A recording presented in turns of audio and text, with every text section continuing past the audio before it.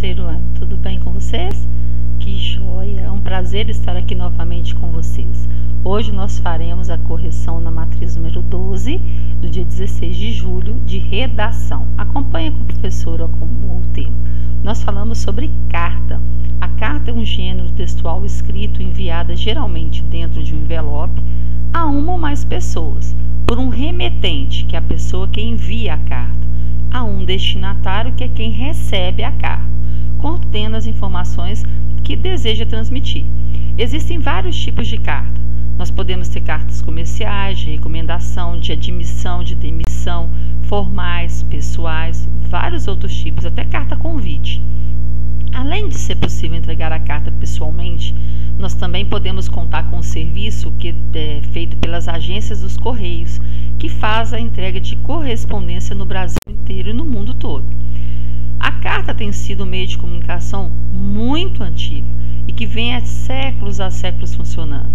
Desde a época do descobrimento do Brasil, quando o rei de Portugal ficou sabendo do descobrimento da nova terra, ele recebeu uma carta.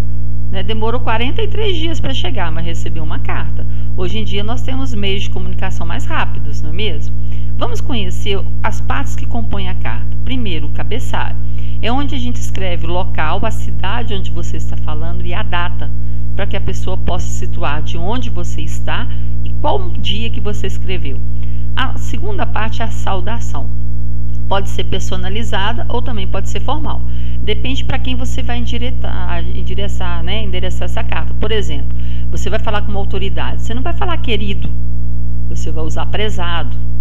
Se você vai falar com a sua mãe, querida mamãe, então é uma forma mais íntima de se falar. Então você vai fazer uma saudação para iniciar a carta. O terceiro ponto é o corpo da carta ou a mensagem. É todo aquele assunto que você quer contar para a pessoa. O quarto é uma despedida. Mesmo que você vá fazer uma carta, tanto para familiares e amigos quanto para qualquer autoridade, você vai fazer uma despedida cordial e educada.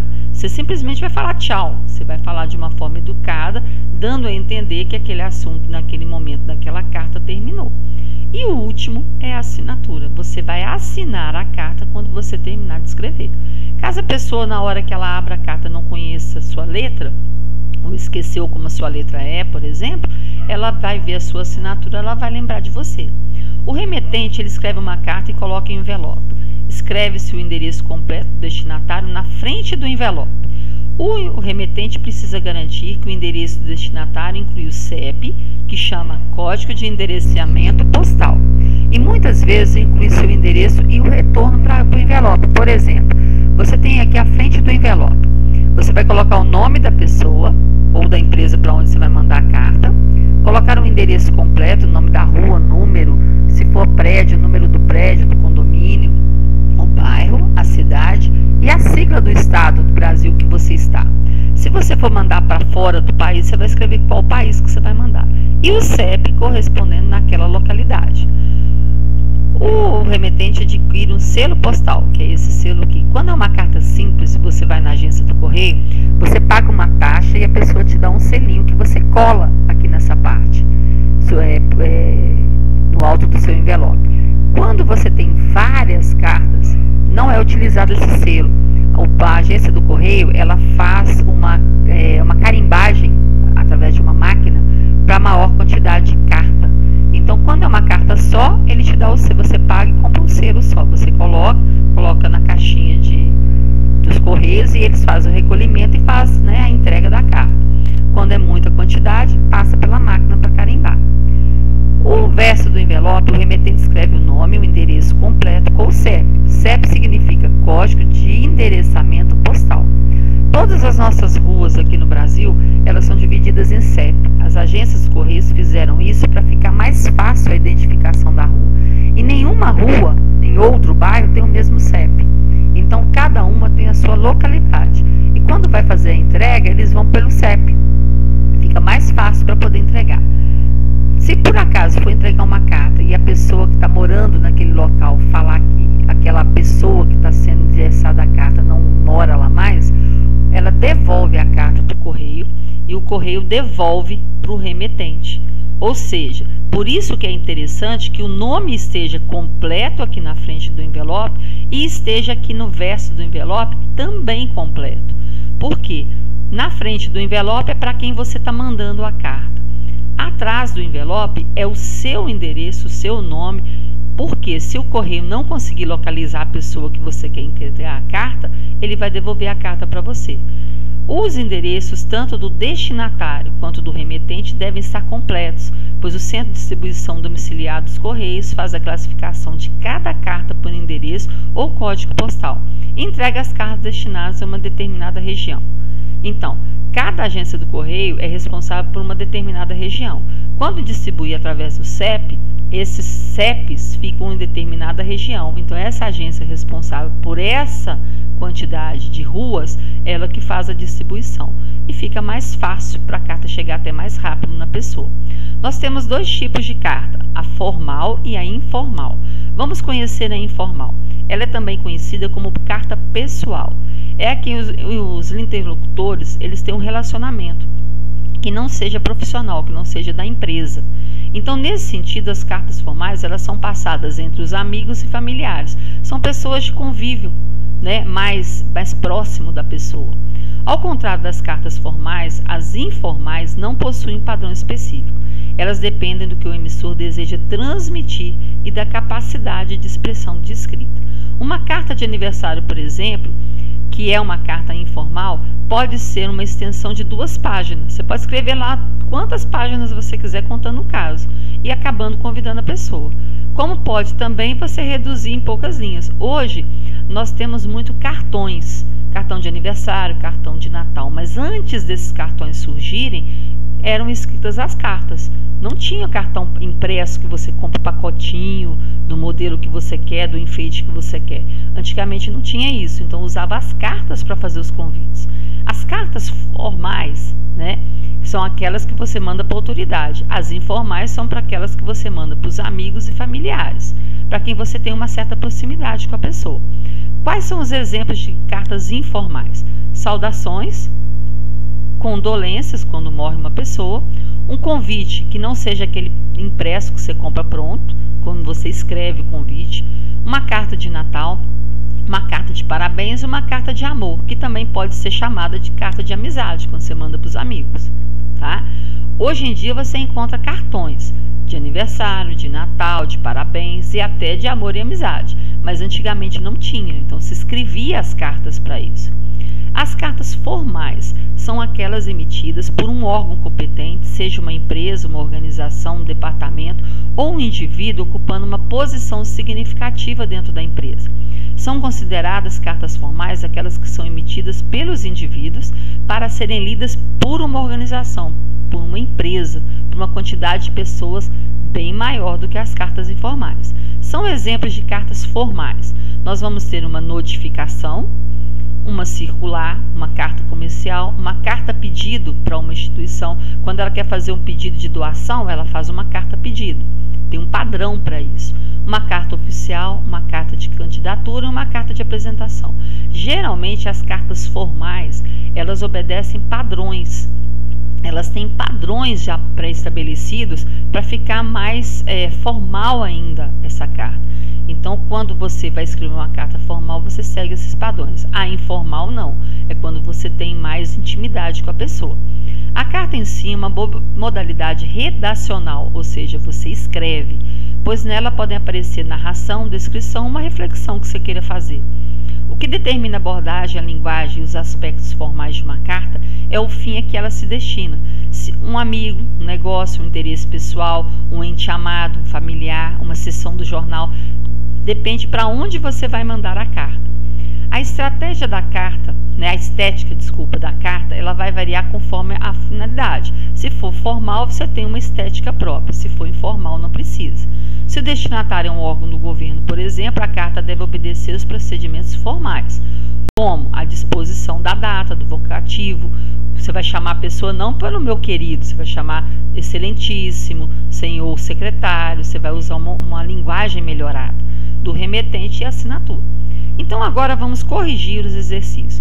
Uma carta é um gênero textual que tem 2 partes distintas, o remetente e o destinatário. De acordo com as explicações e leitura, define o que é o remetente. Remetente é quem envia a carta e o destinatário é quem recebe a carta, ok? Número 2. Existem vários tipos de carta de acordo com a finalidade. Escreva no seu caderno 3 tipos de carta que vocês costumam escrever em casa. Caso você não tenha esse costume na sua casa, não tem problema, você podia ir no texto e pegar algum exemplo. Lá tinha carta de recomendação, de demissão, poderia ser de admissão também, cartas formais, cartas pessoais, sem problema. Você ia escolher 3 e escrever. A carta é dividida em partes para ser composta ou escrita. Escreva as partes que compõem a carta. Primeiro, o cabeçalho. Segundo, a saudação. Terceiro, o corpo da carta ou mensagem, que é a mesma coisa. Quarto, a despedida, de uma forma educada. E a quinta, a última parte, a assinatura. Os endereços do remetente e do destinatário em uma carta devem ser completos. Por que há essa necessidade? Porque se caso a carta for devolvida, ele tem um endereço completo para fazer a devolução correta para o remetente, tá? E também, se ele for enviar a carta, tem um endereço completo para enviar para o destinatário de forma correta. Por isso que os endereços têm que estar completos. As cartas informais são chamadas de cartas pessoais. Determine para quem se escreve uma carta informal. Informal é quando você tem uma certa intimidade com a pessoa. Então, você vai escrever a carta para um parente, para um amigo, para uma pessoa que você tem uma certa intimidade. As cartas formais não. As cartas formais, elas seguem os padrões que você geralmente manda para alguma autoridade. Temos vários exemplos de cartas formais e informais. Cite 2 exemplos de cartas formais e 2 exemplos de cartas informais onde utilizamos. Então, vamos ver. Nós vamos ter aí primeiro uma carta formal. Você tem notificação, você tem uma circular, uma carta comercial, uma carta pedido, que quando uma empresa solicita uma ajuda, né, uma instituição solicita uma doação. Você vai ter uma carta oficial, uma carta de candidatura a alguma vaga do serviço. Você vai ter também uma carta de apresentação. As cartas formais, elas seguem padrões, elas têm os padrões para serem escritas, tá? Como se fossem os modelos próprios para serem escritos. E são cartas que a gente envia para certas autoridades, para empresas. Então, você não tem um nível de intimidade, você vai tratar de forma formal. Você vai fazer uma saudação, não vai usar a palavra querido, você vai usar prezado senhor, porque é uma certa distância entre a pessoa e para quem ela está mandando a carta. Porque se ela está pedindo uma vaga de emprego, ela ainda não conhece a pessoa. Então, ela vai mandar com uma certa formalidade. Então, ela vai usar prezado senhor secretário, prezado senhor diretor, prezado diretor. É uma certa distância da pessoa. E nas cartas informais, como é que eu posso usar? Eu posso fazer uma carta para saudação, saudar a pessoa por algum motivo, dando parabéns a ela por algum motivo. Condolências, infelizmente, quando morre alguém, né? Meus pêsames, sentimos muito, né, o ocorrido. Você pode usar um convite escrito, porque, como eu disse a você, antigamente não tinha os convites impressos, tinha apenas os convites escritos. Escrevia convite por convite. Você pensou? Hoje você convida, vamos supor, para o seu aniversário, aí 40 pessoas. Você tinha que fazer 40 cartas de convite.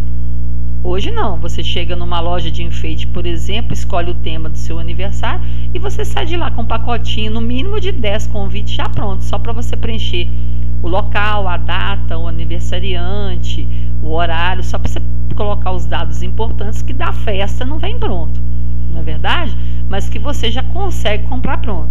Você vai ter também cartas de Natal, de parabéns e de amor, que também podem ser usadas para cartas de amizade. Antigamente, eu já falei, você tinha que escrever a carta de Natal, né? O Feliz Natal, Próximo Ano Novo, como todo mundo escrevia. Hoje não, hoje você chega nos locais, essas cartas informais, você já consegue convites prontos. Então, muitas vezes você escolhe um convite de Natal bonito e já manda para a pessoa.